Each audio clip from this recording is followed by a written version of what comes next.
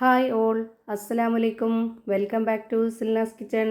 ഇന്നത്തെ റെസിപ്പി ഭയങ്കര വെറൈറ്റി ആയിട്ടുള്ള നല്ല ടേസ്റ്റി ആയിട്ടുള്ള ഒരു അടിപൊളി ഈവനിങ് സ്നാക്സിൻ്റെ റെസിപ്പിയാണ്. കുട്ടികൾക്കൊക്കെ ഒരുപാട് ഇഷ്ടമാവുന്ന നല്ലൊരു ഐറ്റമാണ്. ബീഫോ മുട്ടയോ ചിക്കനോ ഒക്കെ ഉണ്ടെങ്കിൽ പെട്ടെന്ന് തയ്യാറാക്കി എടുക്കാൻ പറ്റുന്ന അടിപൊളി ഐറ്റമാണ്. അപ്പോൾ ഇതെങ്ങനെയാണ് തയ്യാറാക്കുന്നതെന്ന് അറിയാനായിട്ട് വീഡിയോ സ്കിപ്പ് ചെയ്യാതെ മുഴുവനായിട്ടൊന്ന് കണ്ടു നോക്കണേ.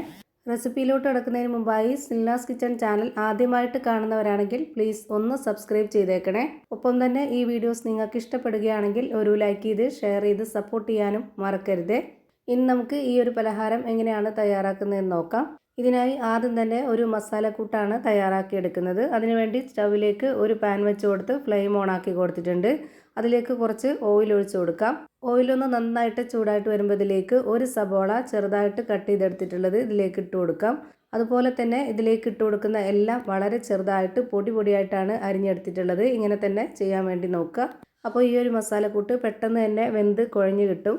ഇപ്പോൾ ഞാനിതിലേക്ക് ഇട്ട് കൊടുത്തിരിക്കുന്നത് ഒരു തക്കാളി, അതുപോലെ ഒരു ഉരുളക്കിഴങ്ങ്, ഇനി കുറച്ച് വേവിച്ച് വെച്ചിരുന്ന ബീഫ് ഇതുപോലെ പൊടിയാക്കിയിട്ട് ഇട്ട് കൊടുക്കുന്നുണ്ട്.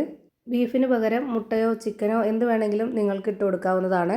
പിന്നെ ഇതിലേക്ക് 2 പച്ചമുളക് കട്ട് ചെയ്തതും കുറച്ച് കറിവേപ്പിലയും മല്ലിയിലയും കൂടെ ഇട്ട് കൊടുക്കുന്നുണ്ട്. ഇനി അടുത്തതായിട്ട് വെളുത്തുള്ളി ഇഞ്ചി ചതച്ചതാണ് ഇതുപോലൊരു സ്പൂൺ അളവിൽ ഇട്ട് കൊടുക്കുന്നത്. ഇനി ഇതിലേക്ക് എരിവിന് ആവശ്യമായിട്ടുള്ള 1 സ്പൂൺ അളവിലുള്ള മുളക് പൊടി ഇട്ട് കൊടുക്കാം. പിന്നെ ഒരു 1/4 സ്പൂൺ അളവിൽ പെരിഞ്ജീരകപ്പൊടി, മഞ്ഞൾപ്പൊടി, ഒരു നുള്ള് ഗരം മസാലപ്പൊടി, ആവശ്യത്തിനുള്ള ഉപ്പ്, ഇത്രയും ഇട്ട് കൊടുത്ത ശേഷം ഇത് നല്ലപോലെ ഒന്ന് ഇളക്കി യോജിപ്പിച്ച് കൊടുത്തിട്ട് ഒരു 5 മിനിറ്റ് നേരം ഒന്ന് വേവിക്കാൻ വേണ്ടി വെച്ചിരിക്കാം. ഇത് നല്ലപോലെ വെന്ത് കുഴഞ്ഞു വരണം. അതിനായിട്ട് ഞാനിവിടെ അടച്ചു വെച്ച് കൊടുക്കുന്നുണ്ട്. ഇതെല്ലാം ചെറുതായിട്ട് കട്ട് ചെയ്തെടുത്തത് കൊണ്ട് തന്നെ വളരെ പെട്ടെന്ന് വെന്ത് കുഴഞ്ഞ് കിട്ടിയിട്ടുണ്ട്. ഇനി അടുത്തതായിട്ട് ഇതുപോലൊരു ബൗൾ എടുത്തതിന് ശേഷം ഇതിലേക്ക് ഇനി കോൺഫ്ലവർ പൊടിയാണ് ഇട്ട് കൊടുക്കുന്നത്. 1/4 കപ്പ് അളവിൽ 1 കപ്പും പിന്നെ ഒരു ടേബിൾ സ്പൂൺ അളവിലുള്ള പൊടിയും കൂടെ ഇട്ട് കൊടുക്കുന്നുണ്ട്. കോൺഫ്ലവർ പൊടി തന്നെ ഇതിലേക്ക് എടുക്കാൻ വേണ്ടി നോക്കുക. ഇതേ കപ്പ് അളവിൽ തന്നെ 1 കപ്പ് വെള്ളവും കൂടെ ഒഴിച്ചു കൊടുത്തിട്ട് അതിലേക്ക് ഒരു നുള്ള് ഉപ്പും 1 നുള്ള് മുളക് പൊടിയും ഇട്ട് കൊടുത്തിട്ട് ഇത് നന്നായിട്ടൊന്ന് വിസ്ക് വെച്ച് ഇളക്കി യോജിപ്പിച്ചെടുക്കുക. ഈ ഒരു മിക്സിന് ആവശ്യമായിട്ടുള്ള ഉപ്പും മുളക് പൊടിയാണ് ഇട്ട് കൊടുത്തിട്ടുള്ളത്. ഇത് നല്ലപോലെ ഒന്ന് ഇളക്കി യോജിപ്പിച്ചെടുക്കുന്നുണ്ട്.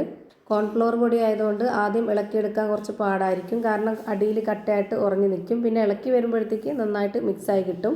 ഇനി ഇത് റസ്കിലാണ് ചെയ്തെടുക്കുന്നത്. ഒരു റസ്ക് എടുത്തിട്ട് ആദ്യം ഈ ഒരു മിക്സിലൊന്ന് മുക്കിയെടുക്കുക.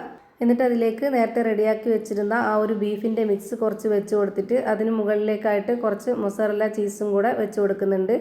പിന്നെ വീണ്ടും ഒരു റസ്ക് എടുത്തിട്ട് ഈ ഒരു കോട്ടിലൊന്ന് മുക്കിയെടുത്തതിന് ശേഷം അതിന് മുകളിലേക്കായിട്ടൊന്ന് വെച്ച് കൊടുത്തിട്ട് ഇതുപോലെ നന്നായിട്ടൊന്ന് പ്രസ് ചെയ്ത് വെച്ച് കൊടുക്കുക.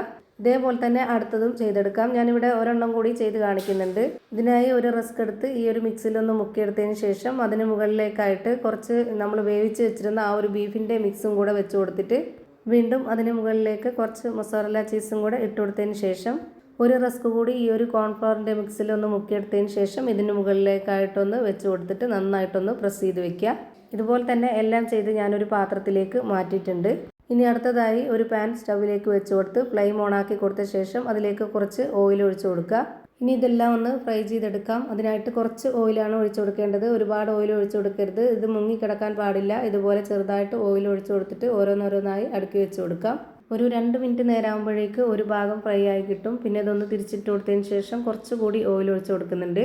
ഇതുപോലെ റസ്കിൽ ഈ ഒരു രീതിയിൽ ചെയ്തെടുക്കുമ്പോൾ ഭയങ്കര ടേസ്റ്റാണ് നമ്മുടെ ഈ ഒരു പലഹാരം കഴിക്കാനായിട്ട്. നമ്മുടെ വീട്ടിൽ വരുന്ന ഗസ്റ്റുകൾക്കൊക്കെ ഈ ഒരു രീതിയിൽ ചെയ്ത് കൊടുക്കുമ്പോൾ ഒരു പുതുമയുമാണ്. അവർക്ക് കഴിക്കാനും ഭയങ്കരമായിട്ട് ഇഷ്ടമാവും. അതുപോലെ തന്നെ ഇത് വെച്ച് കൊടുക്കുമ്പോൾ കാണാനും നല്ല ഭംഗിയാണ്. നോമ്പ് സമയങ്ങളിലൊക്കെ നമ്മൾ ഒരുപാട് പലഹാരങ്ങൾ ഉണ്ടാക്കുന്ന ടൈമാണ്. അങ്ങനെയുള്ള സമയത്തൊക്കെ നമുക്ക് പെട്ടെന്ന് കുഴയ്ക്കാതെ പരത്താതെയൊക്കെ തയ്യാറാക്കി എടുക്കാൻ പറ്റുന്ന ഒരു അടിപൊളി ഐറ്റമാണ്. എന്തായാലും ഇതുപോലെ ഒന്ന് ട്രൈ ചെയ്ത് നോക്കുക. എല്ലാവർക്കും ഇഷ്ടമാവും.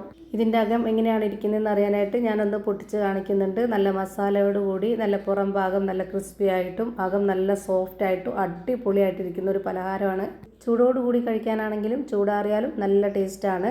അപ്പോൾ ഇത്രയേ ഉള്ളൂ ഇന്നത്തെ വീഡിയോ ഇഷ്ടമായാൽ ലൈക്ക് ചെയ്യാനും കമൻറ്റ് ചെയ്യാനും ഷെയർ ചെയ്യാനും മറക്കരുത്. പുതിയൊരു വീഡിയോയുമായി വീണ്ടും വരും. Thank you for watching.